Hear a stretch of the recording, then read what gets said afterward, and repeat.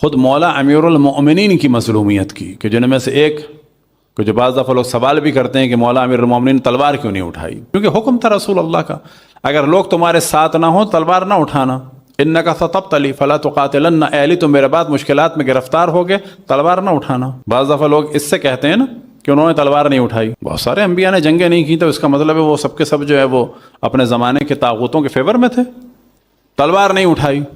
انشاءاللہ ذکر بعد میں بھی آئے گا، جب جناب سیدہ کے گھر پہ حملہ ہوا تلوار نہیں اٹھائی، کیا ہوتا؟ یہ سب چھوڑ دیتے مولا امیر المومنین کو۔ آج جو چوتھا معنی ہوا ہے، کچھ نہ کچھ روایتیں مولا امیر المومنین سے لے لیتے ہیں، یہ چوتھا بھی نہ مانتے۔ آج بحث ہو رہی ہوتی کہ وہ مسلمان بھی تھے کہ نہیں تھے، آج مولا امیر المومنین کا جو احترام ہو رہا ہے، کیونکہ وہ چوتھا بالآخر مانا تو احترام ہو رہا ہے۔ اب آپ کے سامنے ایک مثال بیان کی جائے، مولا امیر المومنین پہ جب حملہ کیا جناب عائشہ نے، کہ جو عالم اسلام کی پہلی جنگ تھی یہ مسلمانوں کے درمیان، اب کوئی کہے جی توہین ہو رہی ہے، بابا کیا توہین ہو رہی ہے؟ مثلا آپ سوال کیا جائے جنگ جمل ہوئی کہ نہیں ہوئی؟ ہاں ہوئی۔ کس نے کی؟ چائنا والوں نے حملہ کیا تھا، کوئی بیزنٹائن امپائر کی لیڈی آئی تھیں، کوئی رومن امپائر کی پرنسس نے حملہ کیا تھا۔ بالآخر جنگ جمل کیا تھی؟ کیا بتائیں گے آپ؟ نہ توہین ہو رہی، کیا توہین ہو رہی، کیا بتائیں گے آپ؟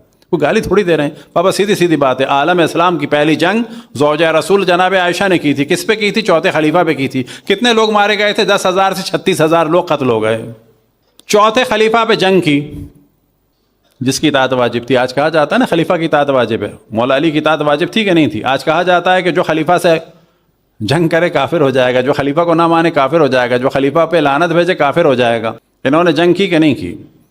معاویہ نے جنگ کی کہ نہیں کی؟ معاویہ نے لعنتیں بھیجی کہ نہیں بھیجی؟ عجیب قانون ہے، ایک جانب کہتے ہو جو خلیفہ کو نہ مانے دین سے خارج، دوسری جانب کہتے ہو جو خلیفہ پہ جنگ کرے رضی اللہ عنہ و رضی اللہ عنہم۔ یہ کون سا قانون ہے؟ لیکن یہاں بتانے کا ہدف یہ ہے کہ ان لوگوں نے جنگ کی، کتنے سال لعنتیں پڑی مولا امیر المومنین پر؟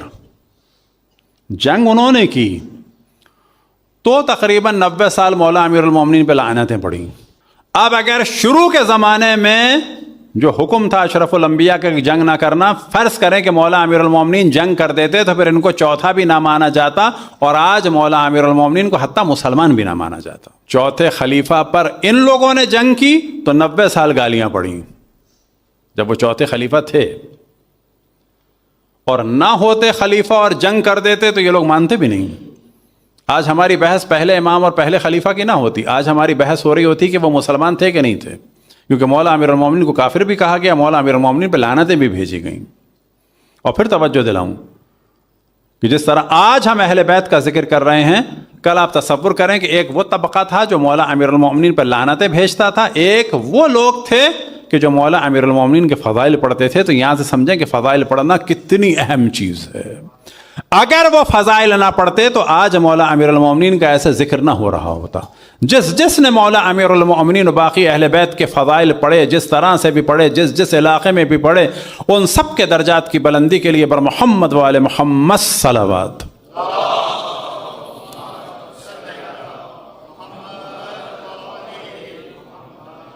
جس نے رسول و آل رسول پر ظلم کیا، اس پر اللہ، تمام ملائکہ، تمام انبیاء، تمام اوصیاء، تمام مومنین جن و انس کی لعنت ہو۔